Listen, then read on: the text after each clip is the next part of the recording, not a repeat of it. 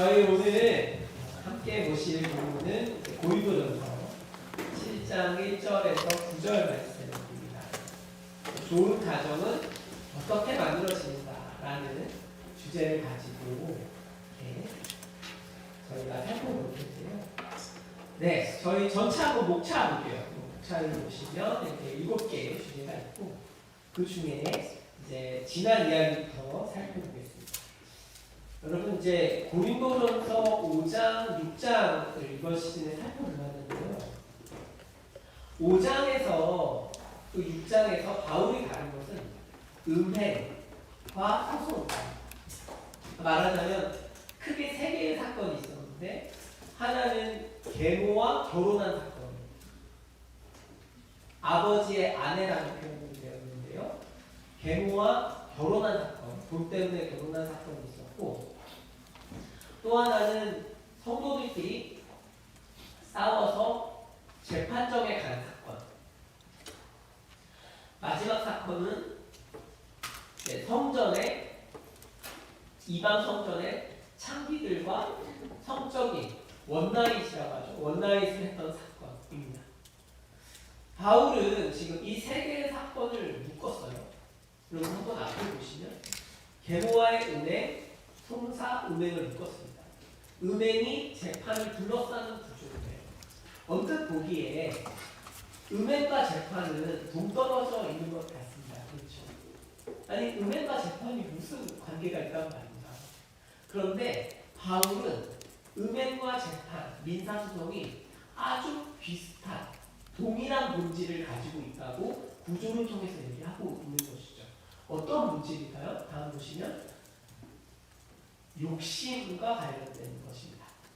음행이라는 게 뭐예요? 음행이라는 거. 왜 고린도의 어떤 교인은 안 되는지 알면서 계모와 결혼까지 하였습니까? 그것은 돈 욕심 때문이죠. 돈 욕심 때문에 사람을 수단으로 만드는 거죠. 사랑하지 않더라도 혹은 교회의 지체들이 시험에 들더라도 나는 이렇게 하겠다. 또 세상 법정에 송사하는 문제도 그런 것이죠. 같이 신앙생활하는 지체를 밟고 올라서서라도 나의 권리를 지키겠다는 것이죠. 그리고 창녀와의 음행 역시도 그 사람을 수단으로 보는 것입니다.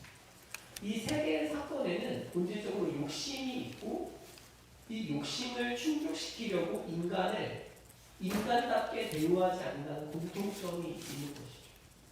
바울은 이것을 구조를 통해서 고발을 하고 있습니다. 그러면 이 욕심을 어떻게 이길 수 있을까요? 성경은 이렇게 이야기해요. 한번 다음 보시면 복음 안에서 하나님이 나를 위해 행하신 일을 알아야 한다는 것입니다. 성경은 우리에게 뭔가 일이 해결되어서 나의 삶의 문제가 해결된다라고 꼭 이야기하지는 않습니다. 성경은 하나님께서 내 인생을 위해서 행하신 일을 보라고 십자가를 보라고 말씀합니다. 하나님께서는 그리스도 예수를 십자가에서 죽이심으로써 못 박으심으로써 우리를 향한 사랑을 확증하셨어요. 엄청난 값을 지불하셔서 우리가 얼마나 가치 있는 사람인지를 설명하셨습니다. 이미 더 이상 설명할 수 없을 만큼 설명하셨습니다. 그래서 우리는 어떻게 되었는가 하면 누룩 없는 자가 되었어요. 우리가 살면서 이런저런 잘못을 하지만 그럼에도 불구하고 그리스도 예수 안에서 우리는 존귀하고 깨끗하고 의로운 사람이라는 것입니다. 그런 존재로 하나님이 우리를 보시는 거예요. 주님, 오늘도 제가 뭔가 잘못했고 분노했고 욕설을 했고 했지만 그럼에도 불구하고 하나님께서는 우리를 누룩 없는 자처럼 대우하시고 또한 그렇게 우리를 축복하시는 것이죠.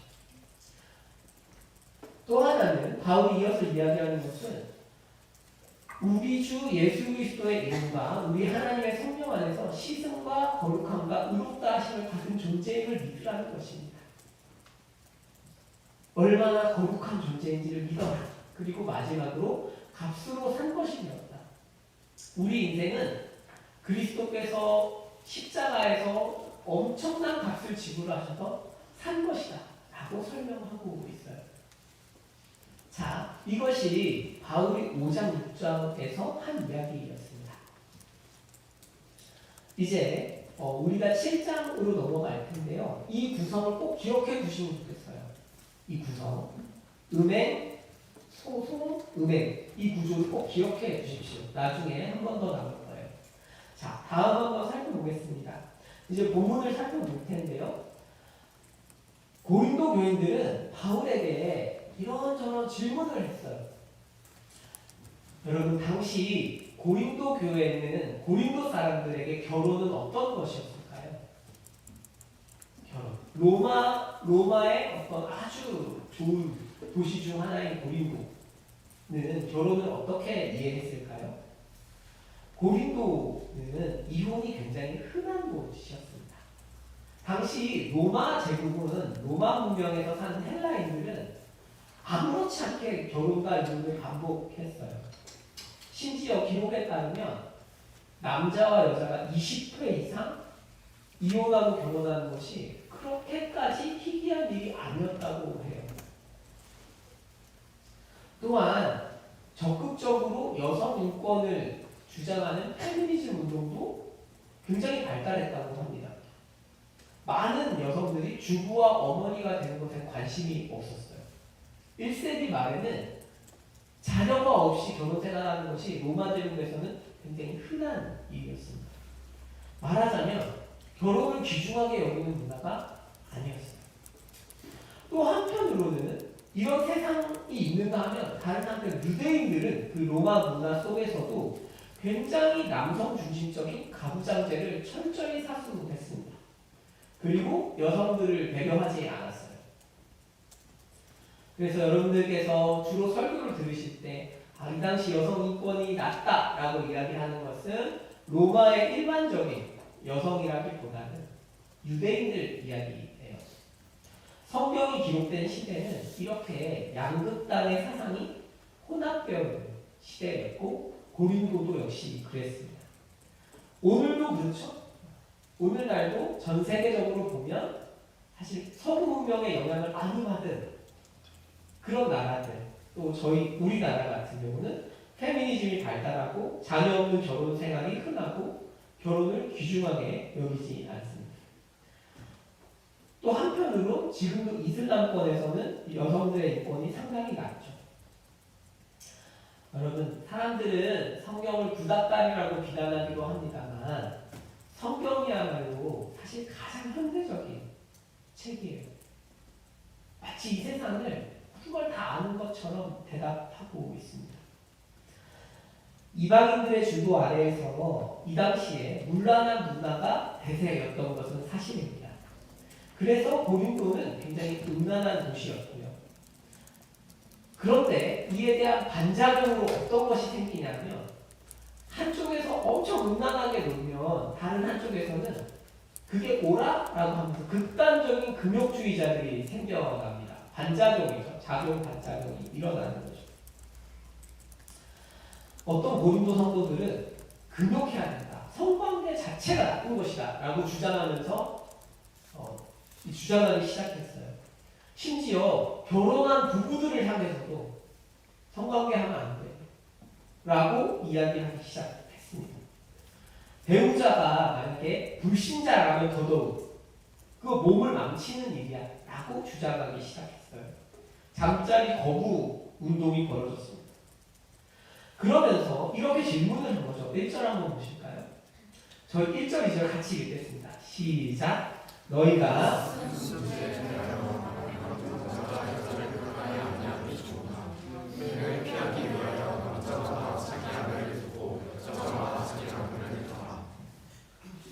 네, 그래서 바울에게 이렇게 묻는 거예요. 지금 1절 잘 보시면 너희가 쓴 문제에 대하여 내가 말을 할 건데 남자가 여자를 가까이 아니함이 좋습니까? 라는 질문을 한 거예요.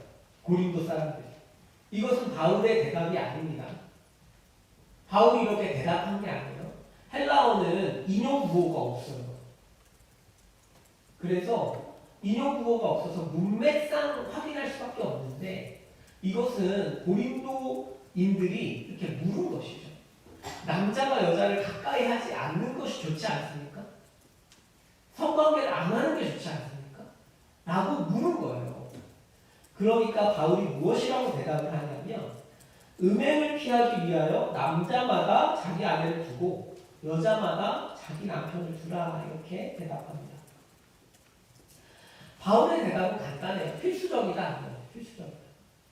아니 결혼한 부부 사이에 성관계는 필수적이야 라고 이야기하면서 여러 이유를 드는데 첫째는 음행의 위험에서 그 사람들을 건지기 때문입니다. 음행을 피하기 위해서 아내와 남편을 두어라 이런 것이죠. 자, 바울은 결혼관계 이외에 성적 연합을 인정하지 않습니다. 만약에 성적 연합을 인정한다면 이런 표현을 하지 않겠죠. 그래서 음행을 피하기 위하여 남자마다 자기 아내를 두고 여자마다 자기 남편을 둔다는 것은 결혼의 다양한 기능 중 하나가 어떤 성관계라는 것을 말하고 있는 것입니다. 금욕주의자들의 주장처럼 성욕이 나쁜 것이 아닙니다.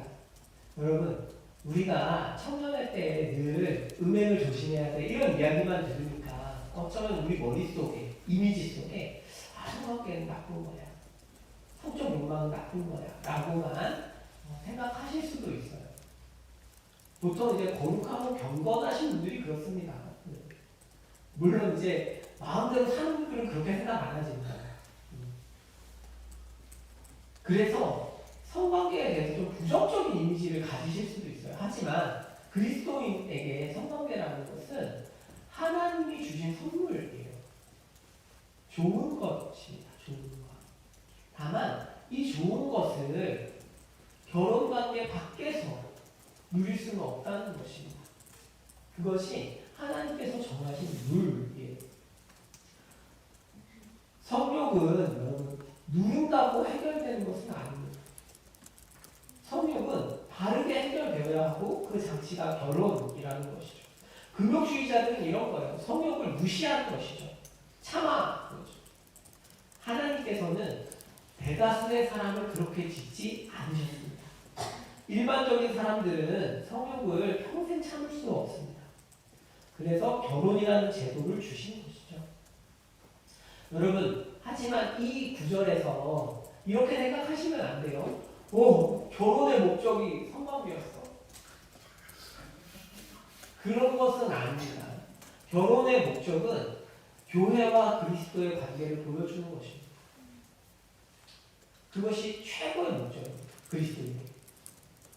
우리가 무형으로 보이지 않게 맺어진 하나님과 교회의 관계를 우리는 사람들에게 어떻게 보여줄 수 있는가 하면 결혼을 통해서 보여줍니다. 이것이 최고의 목적이고 최고의 가치입니다.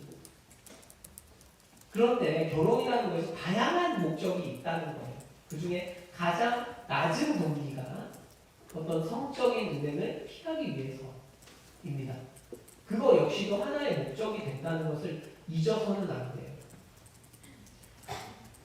자, 지금 바울이 그렇게 첫째는 성관계는 필수적이라는 첫째는 음행의 위협을 이야기했고요. 그 다음입니다.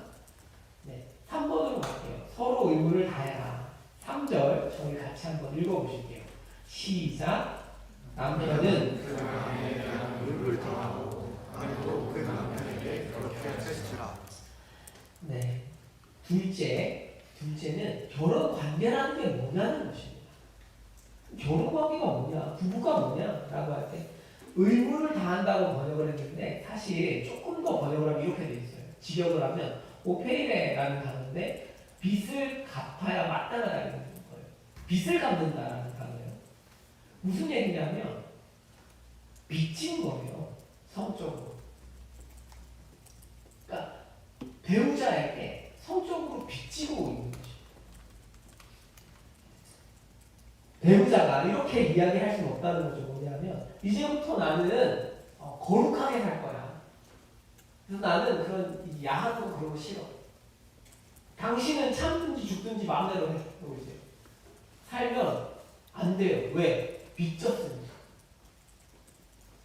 지금 배우자가 빚지고 있는 상황이에요. 빚을 갚아야 돼. 서로의 몸을 향한 빚갚음이 필요하다는 거죠. 그래서 의무를 다한다는 것은 빚을 갚는다 이런 얘기입니다. 성경은 지금 이런 얘기예요. 예를 들면 저랑 아내랑 있다고 하면 제가 성적으로 반응하고 싶지 않아도 아내가 어떤 성적인 요구를 할 때 빚졌다는 것을 기억하라는 겁니다. 그러니까 내가 결정할 수 없어. 이해가실까요? 우리가 결혼이라는 게 그렇다는 거예요. 결혼이라는 것이 내가 이 사람에게 빚지고 있구나 라는 것을 기억하는 관계라는 것입니다. 바울은 이런 얘기를 하는 게 아니에요. 우리가 부부가 그러면 이제 밤에 가서 여보 나한테 빚졌어. 아니에요. 그게 아니에요. 그런 식으로 써먹으라는 게 아니라 내가 이 사람한테 빚졌다는 것을 기억하라는 것입니다. 바울은 나의 욕망을 무한정으로 채우기 위해서 배우자에게 빚을 졌어 라고 주장하라는 의미가 아니고 어떤 사람이 배우자와의 성관계를 탐탁하게 여기지 않고 거부하는 경우에 그 사람이 마땅히 갚아야 될 빚을 갚지 않는 것이다 라는 의미입니다. 고린도전서 또 성경 전체를 관통하는 핵심 원칙은 자신의 유익 대신 남의 유익을 구해야 한다는 거예요. 그렇기 때문에 바울은 이런 원칙을 부부 사이의 성 문제에 적용하는 것입니다. 부부 역시도 그 중요한 성 문제를 나의 유익과 나를 위해 쓰지 말고 배우자를 위해 사용하라고 권면하고 있는 것이죠. 자, 3절과 비슷한 이야기를 하는 것 같지만 한번 4절 볼게요. 4절 저희 같이 한번 읽어보시겠습니다. 시작. 아내들은 몸을 주장하지 못하고 섹스하는 아니하며 남편도 그와 같이 자기 몸을 주장하지 못하고 고치지 않으라. 네. 보다 번역을 좀 잘 살리면 이렇게 할 수 있어요. 아내의 몸은 단지 그녀 자신에게만 속한 것이 아니라 그녀의 남편에게도 속한 것이다. 이와 동등하게 남편도 자기 몸을 주장하지 못하고 아내가 한다. 이렇게 돼 있어요. 여기에서 이 단어 엑소우시아제이라는 단어는 주장한다는 단어예요. 주장하는데 현재 직설법 능동태여서 늘 주장한다는 것입니다. 언제까지? 죽을 때까지. 결혼이라는 게 뭐냐면 몸을 넘겨주는 거예요. 내 몸을 넘겨주는 거예요. 그래서 남편도 아내에게 몸을 주장하고 아내도 남편에게 몸을 주장합니다. 서로의 몸을 향한 권위가 결혼 생활 내내 계속되는 거예요. 신혼 때만 주장되는 게 아니에요. 또한 여기에서 이와 동등하게 라는 단어가 중요하거든요. 이와 동등하게 라는 단어는 두 대상이 가치가 같을 때만 쓰는 단어입니다. 무슨 얘기냐면 성경은 남성과 여성의 가치를 완전히 동등하게 봅니다. 목사님, 그 당연한 것을 이렇게 힘주어 이야기하시니 당황스럽습니다. 여러분, 바울이 성경을 쓸 때는 당연하지 않았습니다. 바울이 성경을 쓰는 당시에는 누구도 그런 생각을 쉽게 하지 않았어요. 그 당시 주류 사상은 여성을 그렇게 취급하지 않았습니다. 그런데 바울은 아주 동등하게 다룹니다. 여러분, 성경은 정말 놀라운 책이에요. 성경이 지금 이런 이야기 하는 거죠. 서로가 서로에게 속했다. 굉장히 보수적이지 않습니까? 그런데 또 다른 한편에서는 서로가 서로 동등하다. 굉장히 진보적인 것이죠. 성경은 누군가에게는 가장 보수적이면서 가장 진보적인 사상을 전파하는 책입니다. 완벽한 책입니다. 나아가 여러분, 지금까지는 사실 부부에 대한 이야기를 들으셨으니까 이게 오늘 내가 뭐하러 목요일에 왔나, 여러분 잘 생각해 보십시오. 이것을 몸을 준다는 게 어떤 의미입니까? 몸은 인간 자체거든요. 다 준다는 얘기는 다 준다는 거예요. 지금 성경은 결혼 생활이 뭐냐를 말하고 있어요. 결혼 생활이 뭐냐면 남편과 아내의 진정한 관계가 서로에게 비친 마음에서 시작된다는 것입니다. 몸을 비쳤다는 것은 다 비친 것입니다. 그 이야기를 하고 있어요. 적지 않은 분들이 결혼 생활을 어떻게 하면 잘할까? 뭐 계약서를 쓴다 그래요. 그 빨래는 누가 하고 막 이런 거 있잖아요. 계약서를 쓴다고 해요. 그런 것도 필요합니다. 공평하게 집안일을 하고 육아를 해야 한다. 소득의 비율에 따라서 높은 사람 더 많이 쓰고 적은 사람 덜 쓴다. 뭐 이런 거죠. 그런데 성경은 훨씬 더 본질적인 관점을 다루기 원합니다. 성경이 다루고 싶어 하는 것은 무엇이냐면 배우자를 향한 비친 마음이 있느냐는 것입니다. 지금 내가 빚졌다는 사실을 인식하고 있느냐? 바울은 부부들에게 도전하는 것이죠. 왜 신앙생활, 왜 부부생활이 어려우냐? 빚졌다고 생각하지 않기 때문이라는 것입니다. 늘 내가 아까운데, 내가 이 여자랑 결혼해서 아까운데, 이 남자랑 결혼해서 내 인생이 아까운데. 여러분, 눈물의 여왕 보셨어요? 눈물의 여왕에서 주인공들이 처음 시작할 때 서로에게 빚졌다고 생각하지 않습니다. 아무것도 빚지는 게 없어요. 서로가 서로를 만나서 인생이 망가졌구나 이렇게 생각하죠. 그런데 스토리가 진행되면 서로가 서로에게 빚을 졌다는 것을 알게 돼요. 관계의 회복이라는 게 그렇죠. 내가 정말 빚졌나? 사이가 좋지 않은 가정은 빚진 것이 없는 가정입니다. 늘 배우자를 보면서 내 인생, 내 발목 붙잡는 그런 사람. 그런데 사이가 좋은 가정은 그렇지 않죠. 지금까지 바울은 그리스도인 부부가 금욕해서는 안 되는 이유를 두 가지 든 거예요. 첫째는 뭐예요? 성관계라는 것은 부부간의 성관계라는 것은 음행에서 배우자를 지킵니다. 음행에서 배우자를 지키는 기능이 있습니다. 또한 둘째, 부부는 결혼을 통해서 서로에게 몸을 비치고 있어요. 그렇기 때문에 금욕할 권리가 없습니다. 권리가. 자, 그 다음 보겠습니다. 이런 생각을 할 수 있잖아요. 예외적인 시간이 있지 않을까? 우리가 인생 살면서. 삶에서 부부 사이라도 좀 자신의 일에 집중해야 될 때가 있지 않을까요? 예외적인 순간 어떻게 다루면 좋을까요? 5절입니다. 5절. 저희 같이 한번 읽어보실게요. 시작. 서로 분발하지 말라. 다만 교활한 뜻을 얻기 위하여 세상을 동하는 한데 다시 하라. 이는 너희가 가지지 못한 것으로 말미암아 사탄이 너희를 시험하지 못하게 하라. 네. 여러분 여기서 이제 분방하지 말라 이 단어는 아포스테레오, 네 아포스테레오라는 단어인데, 네, 분방이라고 했지만 사실 빼앗지 말라는 뜻입니다. 빼앗다 이런 표현. 그러니까 말하자면 어떤 그 성관계에서 벗어나는 것을 빼앗는다 이렇게 표현하는 것이죠. 현재 명령입니다. 이것은 뭐냐면 계속해서 명령하는 거죠. 그러니까 바울이 배우자의 성적인 권리를 빼앗는 행동을 굉장히 강한 어조와 단어를 사용해서 그러면 안 된다 이렇게 이야기하는 것이죠. 안 돼! 이렇게 이야기를 하고 있습니다. 여러분 5절도 굉장히 혁신적인 구절이에요. 유대교에서 남편들은 기도와 말씀 연구를 위해서 아내를 좀 떼어낼 권리가 있었다고 해요.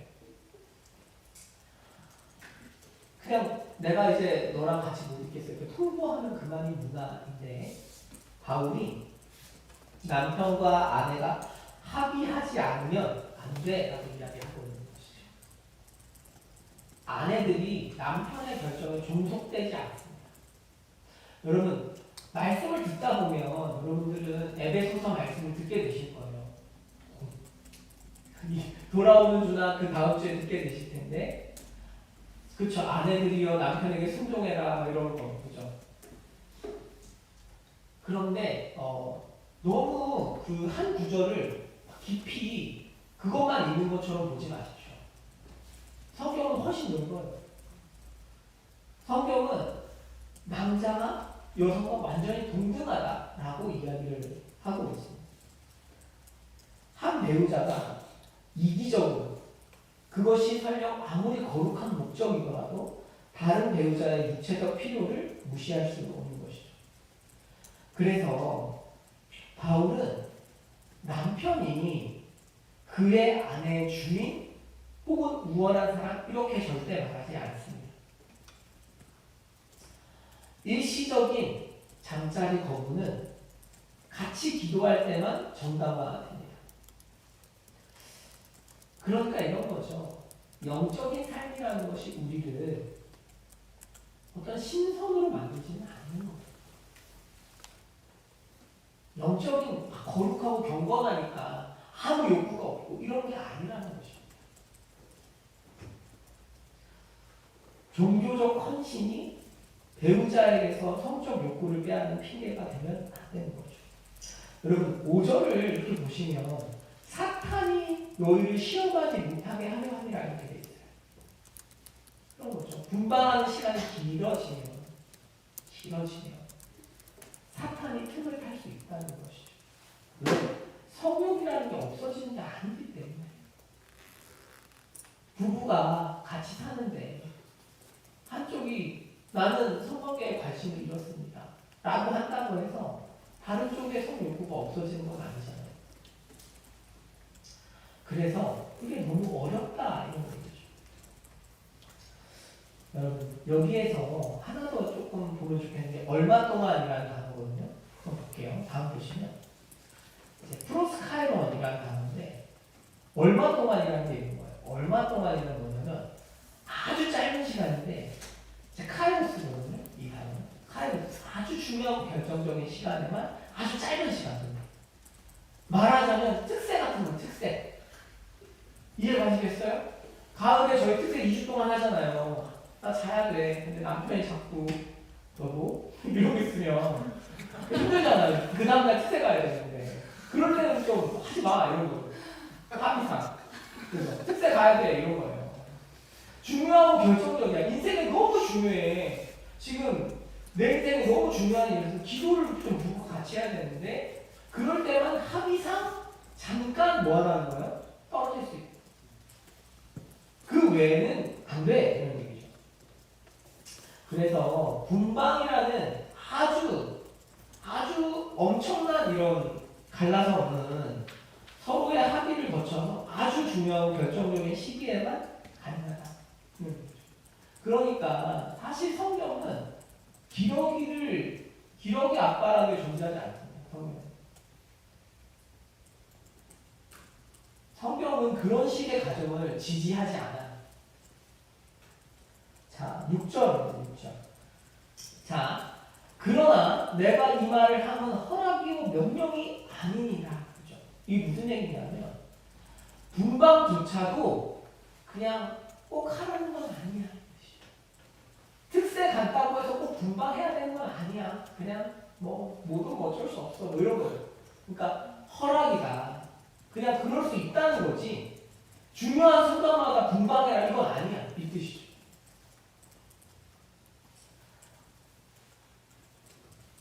여러분, 자 이렇게 쭉 이제 부부 사이에 관해서 저희가 살펴봤는데요. 잠깐 멈춰서 우리가 이 문제의 본질을 한번 생각해보면 좋겠어요. 멀쩡한 부부가 있었어요. 근데 어느 날 한 배우자가 나는 거룩하게 살 거야 라고 한 이유가 뭘까요? 왜 배우자의 성적 욕망을 무시하기 시작했을까요? 바울은 7장의 구조를 통해서 이걸 답하거든요. 기가 막혀요. 자 볼게요.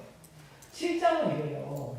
결혼 문제가 있고 갑자기 중간에 부르신 대로 지내라 이런 말씀들이 막 들어와요. 할례자냐 무할례자냐 부르신 대로 있어 이렇게 막 들어와요. 그 다음에 또 결혼 문제가 나오거든요. 결혼 문제가 부르심을 둘러싸는 구조예요. 7장. 되게 뜬금없죠. 바울은 이런 논리예요. 아까 제가 5장 6장 보여드렸잖아요. 5장 6장에 음행과 소송이 관계가 없어 보였는데 관계가 있었던 것처럼 지금 결혼 문제가 망가지는 이유가 뭐냐면 부르심을 모르기 때문이라는 거죠. 그런데 여기에서 부르심이라는 것은 사회 경제적인 부르심이에요. 사회 경제적인, 종교적인 신분 상승을 위해 애쓰는 것을 의미합니다. 그래서 바울은 이런 얘기죠. 사회 경제적, 종교적 신분 상승을 위해서 너희가 부르심에서 벗어나기 위해서 애쓰면 무슨 문제가 생기냐면 결혼 문제, 결혼의 문제가 생겨 라고 대답하고 있습니다. 7장을 지금 성경은 이런 거죠. 거룩함을 이유로 배우자랑 동침을 거부하는 사람들의 진짜 마음의 본질에 거룩함이 없다는 것이죠. 성경은 지금 무슨 얘기를 하고 있는 거냐면 거룩함을 핑계로 동침을 거부하는 사람들이 사실은 그 마음에 교회에서의 신분 상승이라는 마음의 동기가 있다는 뜻입니다. 배우자와의 성적인 관계를 거부하면서까지 교회에서의 주도권을 잡고 싶은 것입니다. 교회에서 좀 더 경건한 사람으로 보이고 싶은 것입니다. 교회에서의 뭔가 영향력을 확대하고 싶은 것입니다. 교회에서의 지위를 바꾸고 싶은 것입니다. 그게 본질입니다. 성경은 해당 사람이 실제로 거룩하기 위해서 그렇게 말한다고 말하는 것이 아니라 외형적으로 보다 거룩한 것처럼 보임으로써 교회 안에서의 신분 상승을 꿈꾸고 있다고 고발하는 것입니다. 여러분 놀라운 것 같아요. 저는 이걸 볼 때. 어떤 경우에 우리는 교회 생활에 전념하면서 소홀하잖아요. 나는 하나님 일을 하니까 어쩔 수 없어. 그런데 성경은 정말 너무 무서운 책이에요. 진짜 동기가 뭔지 가르쳐줘. 너 거룩하고 싶은 게 아니야. 넌 교회에서 주도권을 갖고 싶은 거야. 라는 것입니다. 그러는 사이에 가족들은 사탄에게 방치돼요. 저는 이 본문을 이렇게 묵상하면서 그래 어쩌면 합의상 단기간만 가능한 것을 아내에게 제가 목회라는 명목으로 합의되지 않은 긴 기간의 희생을 요구하고 있는 게 아닌가 그런 고민을 하게 됐어요. 정말 주님을 사랑하기 때문에 사역에 집중하는 건가? 아니면 그냥 교회 사역을 일단 목사로 부르심 받았으니까 기왕하는 목사, 부르심 받은 목사, 좀 더 좋은 목사 되고 좀 더 영향력 있는 목사 되기 위해서 애쓰는 건가? 어느 쪽도 뭐 전부는 아니지만 고민이 막 깊어져요. 아 그렇구나. 이게 되게 우리가 사실 살면서 그렇잖아요.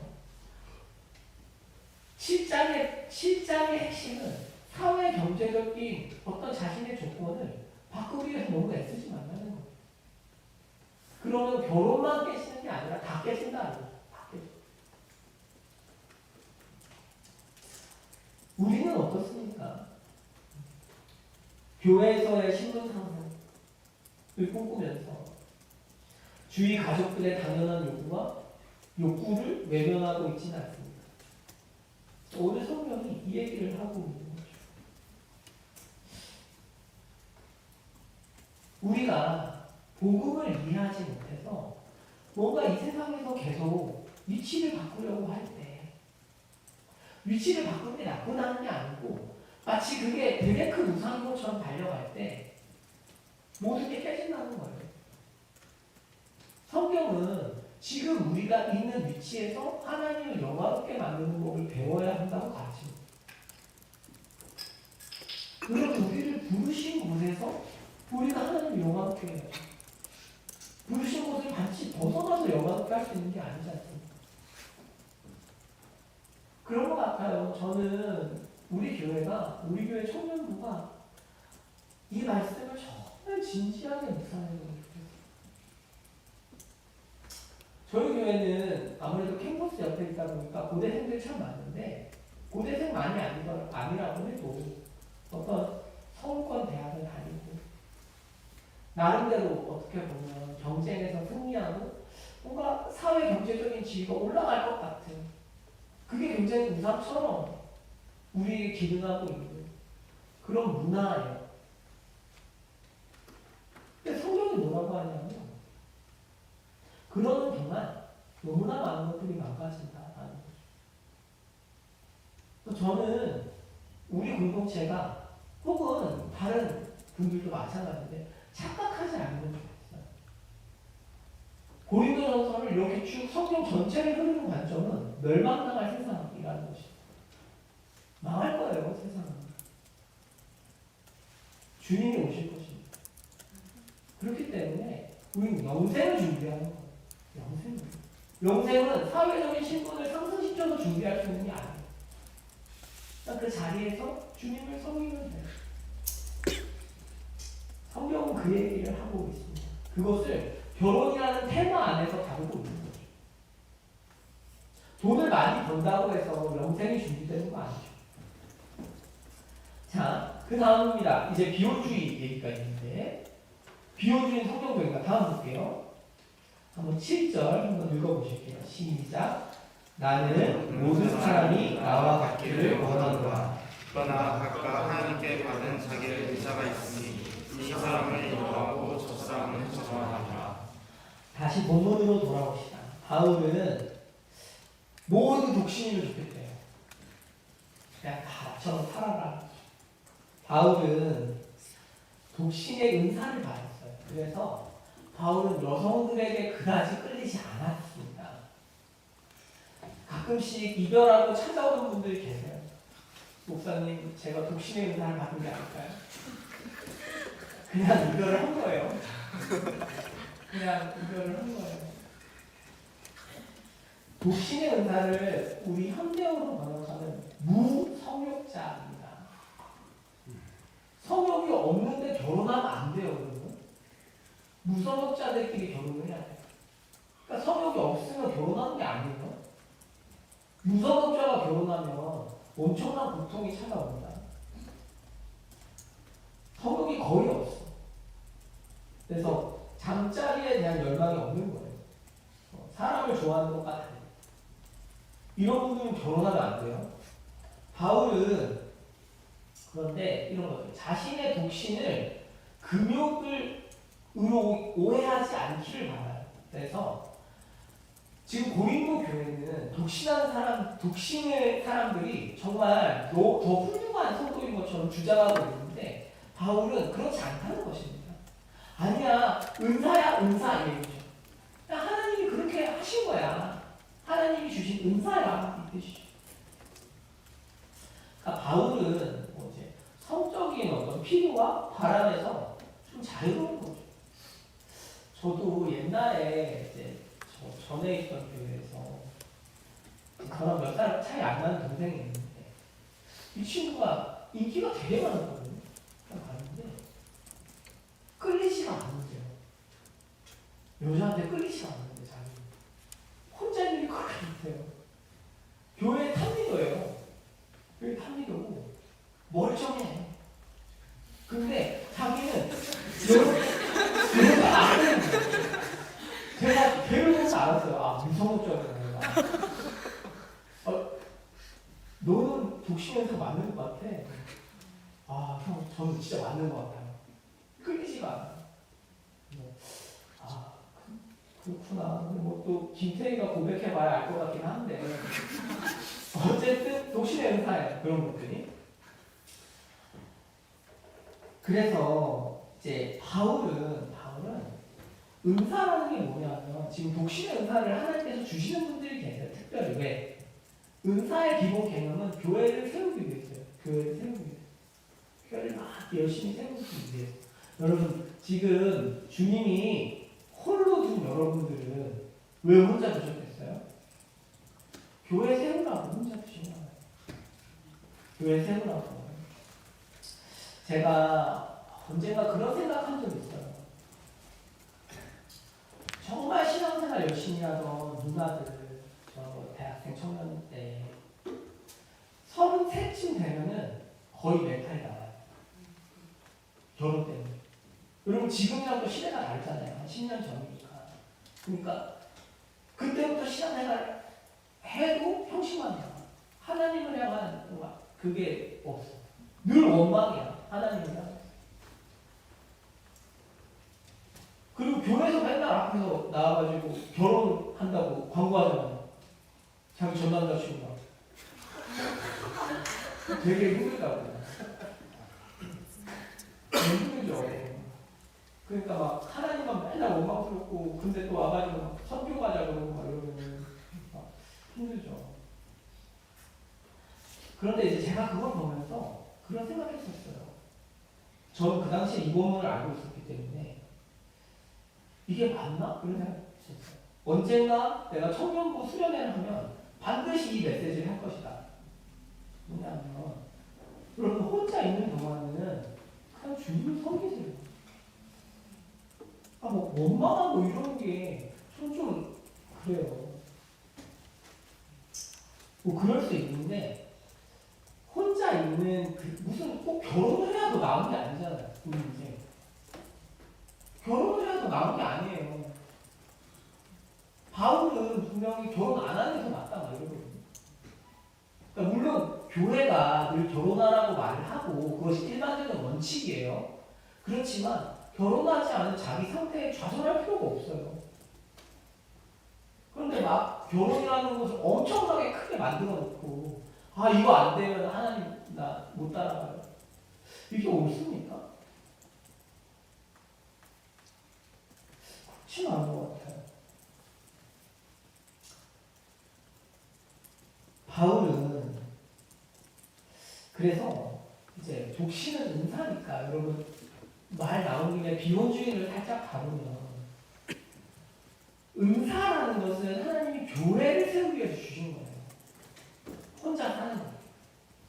엄청난 시간이 있잖아. 혼자 살면 그죠? 시간 엄청 많아요. 그래서 청년들 대학생 때는 진짜 시간이 많아요. 근데 혼자 사는 이유가 그냥 비혼을 막 주장한 이유가 나를 위해서가 아니에요. 성공적이진 않습니다. 교회를 섬기기 위해서는 그럴 수 있어요. 자, 그 다음이니까 이제 독신자들을 향한 권면이에요. 넘어갈게요. 네. 독신자들을 향한 권면 8절 9절인데 저희 같이 읽어보겠습니다. 시작. 내가 나와 같이 그냥 지내는 것이 좋으리라. 만일 절제할 수 없거든 결혼하라. 정욕이 불감수하는 것과 그러한 것이 나으리라. 아니, 바울은 이제 그리스도인 부부에 관한 권면을 다 마무리하고 이제 호레비들에게 이야기하는 거예요. 여기서 결혼하지 아니한 자는 사별하신 분, 이별하신 남성, 결혼을 했는데 이제 배우자가 지금 없는 상태, 결혼하지 아니한 남자 그리고 과부들 이해가시죠? 그러니까 우리말로는 호라비와 과부예요. 에게 말을 하는데 바울이 또 이 얘기를 그냥 지내라 좀. 그냥 지내. 뭘 나이가 들어서 또 결혼하려고 그래 이 뜻이죠. 그냥 살아. 그냥 교회 열심히 섬기면 안 되겠니? 이 얘기예요. 만약에 절제할 수 없거든. 근데 또 이제 다른 거죠. 만약에 니들이 근데 너무 막 나이가 막 40이고 막 50이고 이런데도 막 열정이 막 정욕이 막 불타오르면 그냥 결혼해라. 같이 살아라. 원칙은 뭐예요? 원칙은 그냥 이제 사실 독신의 은사라는 건 20대 필요한 거 20대. 근데 이제 50, 50때쯤 되면 힘이 떨어져요. 그러니까 꼭 은사가 없어도 혼자 지낼만 해. 그러니까 그냥 혼자 살아라 이 뜻이. 그냥 혼자 살고 그냥 교회 잘 섬기면 좋겠다. 그런데 그래도 그때도 막 성욕이 넘치면 그냥 결혼해라. 그러면 좋다. 죄 짓는 게 아니다. 이 얘기로 마무리하는 것입니다.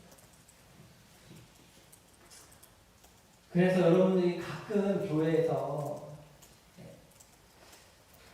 나이 드신, 나이가 지극한 연배에 이제 분들이 이렇게 재혼하실 때가 있어요. 교회 안에서. 재혼해도 돼요. 그런 거 비난하지 마세요. 그런데 혼자 사는 게 더 낫다는 거예요. 그렇죠? 비혼의 완성은 이혼으로, 결혼으로 이루어진다는데 죄송합니다. 아무도 듣지 않으시고 저를 마치 타락한 목사처럼 네. 정욕을 절제할 만하면 혼자 살면서 주님께 집중하면서 살아라 이 뜻이죠. 하지만 재혼했다고 해서 죄를 지은 것도 아니고 비난받을 일도 아니다. 그래서 이 부분 성경적으로 잘 정리가 되면 좋겠어요. 이런 일이 한 번 있으면 교회가 힘들거든요. 그러니까 잘 정리돼야 돼요. 이런 일 없을 때 배우는 게 없을 때. 있을 때 배우기 힘드니까. 자, 마지막입니다. 결론인데요. 오늘 본문에서 우리가 바울이 그리스도인 부부를 향해서 권면한 내용을 좀 기억하면 좋겠어요. 크게 두 가지. 첫째, 바울은 신분 상승의 욕구를 결혼 문제와 연결을 해요. 여러분들 잘 생각해 보시면 결혼이 혹은 연애가 언제 망가집니까? 우리 부모님들은 왜 싸웠을까? 그때 뭐가 문제였을까? 여러분 다 그 신분 상승 욕구 때문 아니에요? 거의 다 거기에 걸리거든요. 다 사회, 경제적, 종교적 지위를 놓고 거기에 만족하지 못하니까 그걸 바꾸기 위해서 지금 노력하는 중이니까 결혼이나 어떤 배우자나 이런 것에 대한 책임에서 소홀하게 되는 거죠.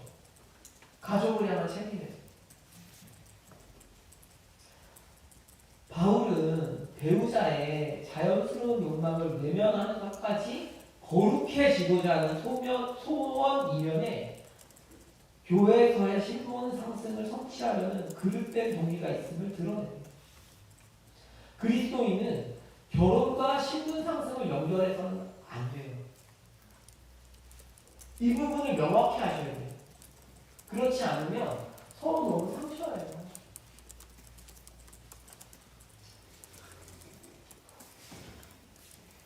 저는 그런 것 같아요. 이게 기본적으로 우리가 주어진 조건에서 즐겁고 행복한 것을 배우는 게 복음의 능력 아닙니까? 뭘 가져야 행복하고 더 올라가야 행복하면 세상 논리랑 다를 게 없잖아요.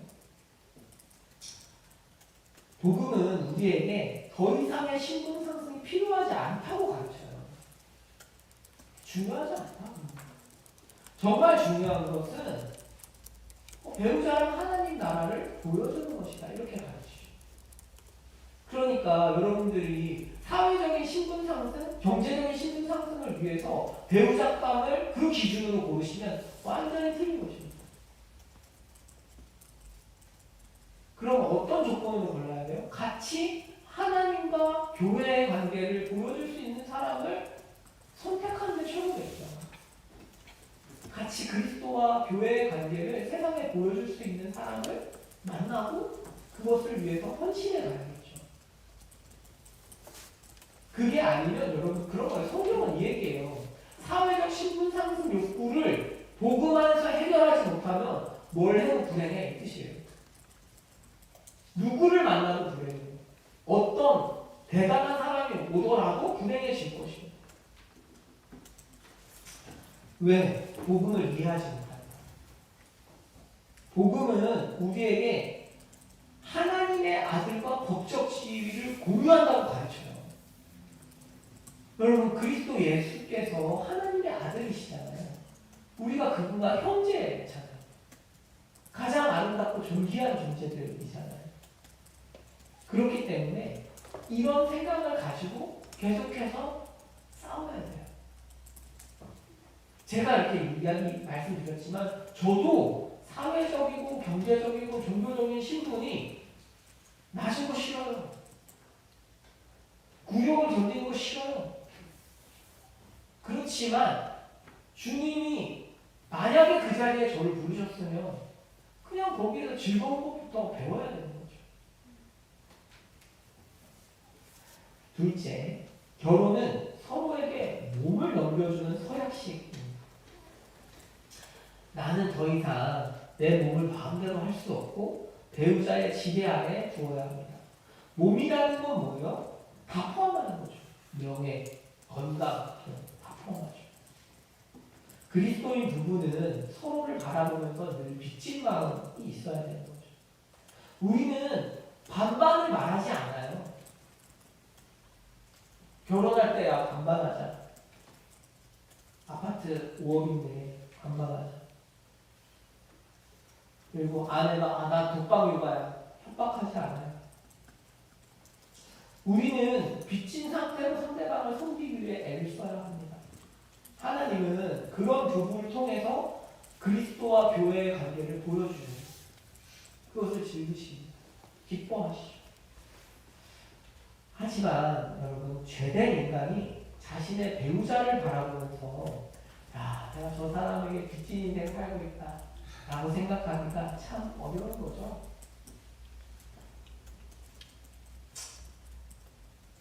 실제로 여러분, 우리가 뭘 그렇게 빚을 졌겠어요? 그런데 주님이 그런 말씀하시는 거예요. 너 나한테 빚졌잖아. 내가 너 값으로 샀잖아. 방금 6장 마지막에 값으로 샀다고 했잖아요. 그 값은 측량할 수 없는 값이라고 그랬어요. 제가 설교 때. 그러니까 측정 불가능한 값으로 우리 샀기 때문에 우리는 하나님 앞에서 빚졌어요. 주님이 우리의 배우자가 되기 위해서, 남편이 되시기 위해서 목숨을 주셨어요. 그런 하나님께서 우리에게 준 사람이 배우자예요. 배우자는 하나님이 주신 선물이에요. 그래서 배우자는 내 삶을 더 낫게 만들어준 무엇이 아닙니다. 장식품 아니에요. AT&T도 아닙니다.